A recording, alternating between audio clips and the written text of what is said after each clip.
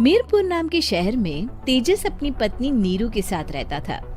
पति पत्नी दोनों ही नौकरी करते थे। एक दिन तेजस गांव अपनी माँ के पास फोन करता है। हेलो, प्रणाम माँ। जीते रहो माँ, तुम दादी बनने वाली हो। अरे वाह, ठीक है बेटा, मैं कल ही आती हूँ। जब माँ जी शहर पहुंची तो बेटे बहू ने बहुत अच्छे से स्वागत किया। लीजिए माँ जी, चाय। अरे गर्मा गर्म पकोड़े ले आओ माँ के लिए। नीरू रसोई में गई और 2 मिनट में ही पकोड़े ले आई। जी ये लीजिए। बहू जादू से बनाए हैं क्या? अभी तो रसोई में गई थी। यम्मी। माँ जी, शीला रसोई में पकोड़े तल रही है, मैं बस लेकर आई। हे भगवान, मेरा धर्म भ्रष्ट कर दिया तूने। अब तो गंगा जल से शुद्धिकरण करना होगा। दूसरे दिन, माँ जी मैंने नाश्ता बना दिया है, ऑफिस जा रही हूँ। पर अभी तो घर का सारा काम पड़ा है। शीला आती ही होगी, झाड़ू पोछा बर्तन कपड़े वो सब कर लेगी। हमारे जमाने में घर का सारा काम हम ही करते थे। जी माँ जी, आप बहुत होशियार हैं, मैं घर ऑफिस दोनों नहीं संभाल पाती। तो जरूरत क्या है घर से बाहर जाकर चाकरी करने की? वैसे भी घर का काम खुद करने से घर में बरकत आती है, समझी? पर माँ जी। पर वर कुछ नहीं, इस महीने की पगार मिले फिर ऑफिस बंद। हाँ। रात को नीरू तेजस से कहती है, सुनिए जी, माँ जी बोल रही थी कि मैं नौकरी छोड़ दूं।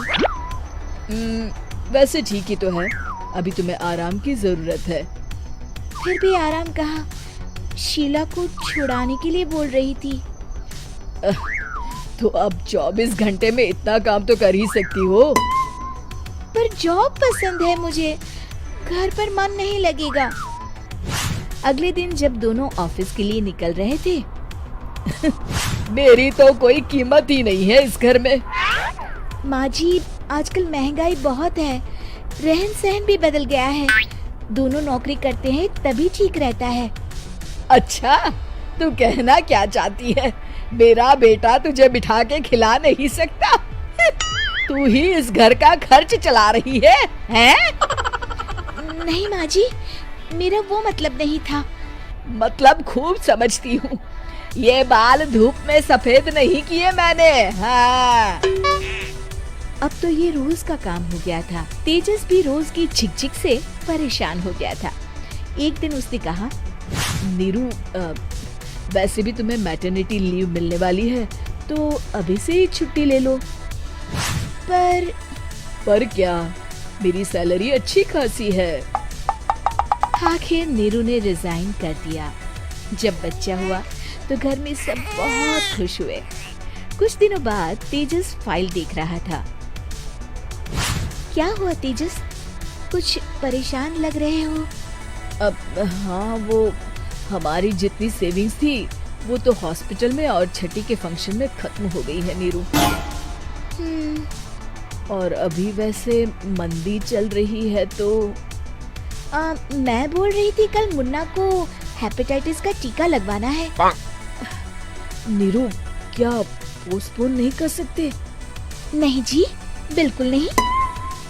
अब तेजस को समझ में आ रहा था कि उससे गलती हुई है। पैसों की कमी का असर घर के माहौल पर भी पड़ रहा था। अगले दिन, बेटा मेरा चश्मा और ये दवाइयाँ ले आना, पर्चा देते हुए माँ जी ने कहा। जी। तेजस, मुन्ना के लिए दूध का डिब्बा और डायपर भी ले आना, और ये किराने के सामान की लिस्ट है, इसे भी लाना है। तेजस गुस्से में लिस्ट मरोड़कर फेंकता है और चिल्लाता है, पैसे क्या पेड़ पर उगते हैं? ये ले आना, वो ले आना। अरे पर ये जरूरत का सामान ही है। वो गुस्से में बिना कुछ कहे ऑफिस चला गया। अरे लंच तो ले जाइए। नीरू दौड़कर डिब्बा पकड़ाती है एक दिन खाना खाने के बाद, नीरू, अब तो मुन्ना कुछ बड़ा हो गया, तो अब तुम वापस ज्वाइन कर लो ना जॉब। पर इस रिसेशन में जॉब मिलना बहुत मुश्किल है। ट्राई तो करो।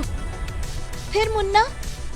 माँ जी है ना, और एक फुल टाइम मेड भी लगा लेंगे। पर माँ जी, उन्हें तो पसंद नहीं।